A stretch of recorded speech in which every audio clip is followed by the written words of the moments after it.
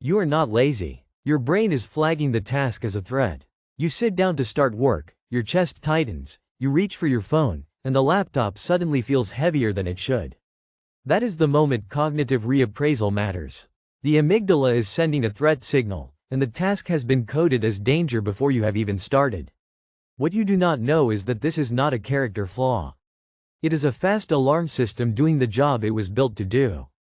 The problem is that a hard task can trigger it anyway. The result is familiar. You open the document, stare at the first line, check one message, then another, and tell yourself you just need more discipline. Threat is not fact. It is a readout, and that readout can be changed in real time. By the end of this video, the thing you call laziness will have a biological explanation, and the idea of starting work will look very different. The question is simple. How does a task get recoded fast enough to calm a threat response already in motion? Reappraisal is not positive thinking. It is a shift in meaning. The amygdala helps detect possible threat. The prefrontal cortex, the brain's control system, can change how a situation is interpreted before the body fully commits to an alarm state. That matters because the brain was built to react quickly to uncertain risks. In daily life, hard work carries uncertainty, effort, and possible failure, so it can borrow the same alarm pathway. Researchers studying emotion regulation have shown that changing interpretation can change physiology and brain activity, including reduced amygdala response during reappraisal. A classic example is the study by Ochsner and colleagues using fMRI, where people were asked to reframe emotional images rather than simply suppress their reaction. Reappraisal engages attention, working memory, and language to update the meaning of what is happening. It can reduce the felt urgency of the situation without changing the task itself. The practical point is clear. The brain does not wait for your conclusion. It reacts to the meaning it thinks you have already assigned. That is why a work task can feel like a danger cue before you have written a single word. Once a task is tagged as risky, the rest of the system follows. The body prepares for action. Attention narrows. Working memory gets crowded. The cost is not just feeling uncomfortable. It is losing the mental space needed to begin. In the lab, reappraisal has been linked to lower self-reported distress and lower amygdala activity, while the control network in the frontal lobes stays more engaged. That is the important split. The alarm can soften while the task remains exactly the same. This is where everyday procrastination starts to make sense. You are not choosing laziness first. You are often reacting to the meaning of the task, then explaining the reaction as a personal failure. A deadline, a blank page, or a message marked urgent can all trigger the same pattern. The brain reads unfinished work as open risk, and open risk is expensive for a system built to conserve effort until action is clearly useful. That is why the urge to escape shows up as checking email, cleaning the desk, or opening another tab. Those behaviors reduce immediate threat, even though they increase later cost.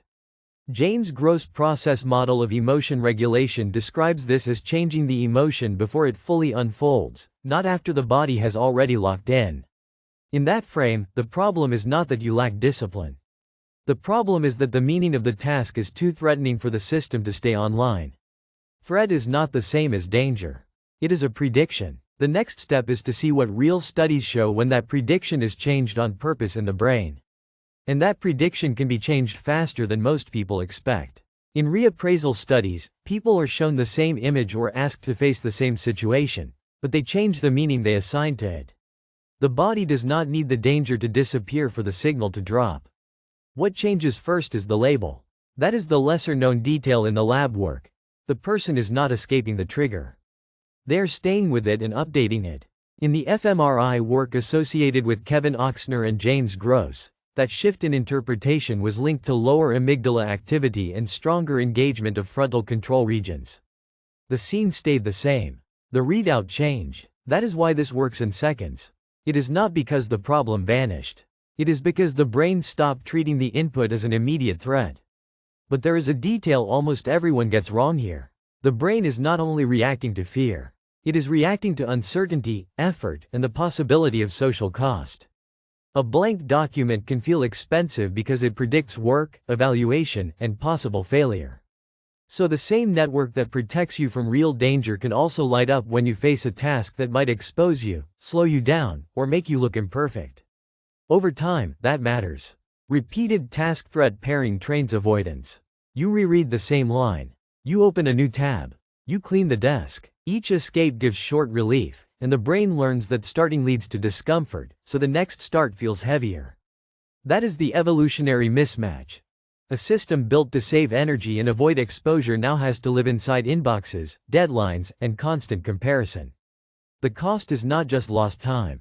It is a life organized around preemptive alarm. This is where it stops being about motivation and starts being about identity. If the alarm fires often enough, you do not just think the task is hard. You start thinking, I always freeze, or I work only under panic.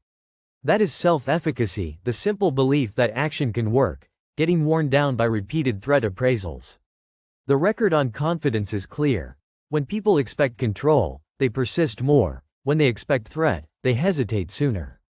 So the loop becomes personal. One bad start becomes a pattern. The pattern becomes a story.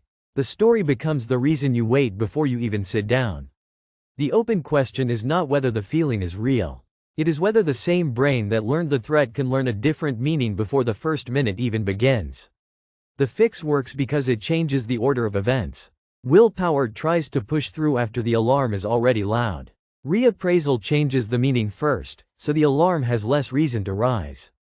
That starts with the prefrontal cortex, the part that helps assign context and hold a new interpretation in mind.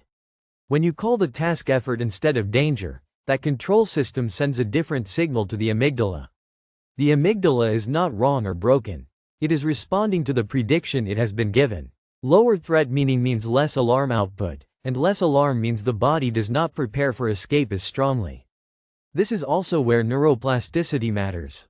That term just means the brain learns from repetition. Each time the task begins without harm, the prediction weakens a little. Each time you pair the same cue with a calmer meaning, the circuit becomes less automatic. The change is not magical. It is built from repeated evidence. The practical system has three parts. First, change the cue. Make the first step small, specific, and immediate, so the brain meets a clear action instead of a vague threat. Second, change the label. Use one short line that names the feeling as a false alarm and names the task as effort. Third, repeat the same setup until starting no longer predicts danger. That is why environment and identity matter more than a speech to yourself. The room, the first action, and the sentence you use all shape the next signal. When those pieces stay the same, the brain can update faster. When they are chaotic, the alarm keeps winning. So the repair is not to fight harder. It is to teach the system a different prediction before the body commits to fear. So return to the laptop, the tight chest, and the urge to escape. None of that was proof that you were lazy. It was proof that your brain had tagged the start of work as a threat state. The repair is layered and it begins before the first minute. First, lower the cue load. Leave the document open. Close the extra tabs. Put the exact first action where your eyes will find it. A task that looks clear gives the brain less uncertainty to argue with. Second, use a simple reappraisal line. Say, this is effort, not danger, or this is a false alarm. The point is not optimism. The point is to change the meaning fast enough that the body does not fully commit to escape. Third, make the beginning tiny. One sentence, one calculation, one email draft. A small start is not a compromise. It is a signal to the learning system that starting does not produce harm. Fourth, repeat that same setup. The brain does not update from inside alone. It updates when the same cue is followed by the same calm start enough times to weaken the old prediction. That is the biological route by which threat becomes ordinary work. That is also the resolution of the opening problem. The tight chest was not a moral verdict. The laptop was not proof of weakness. It was a learned alarm, and learned alarms can be retrained. Threat is not the same as danger, and your brain can learn that before the work even begins. You were not failing to start. You were starting from a threat state. If this changed how you see it, the next one goes deeper into how to build the first minute of calm. That is the clean fact to leave with. The self you thought was lazy was a nervous system reading danger where there was only effort.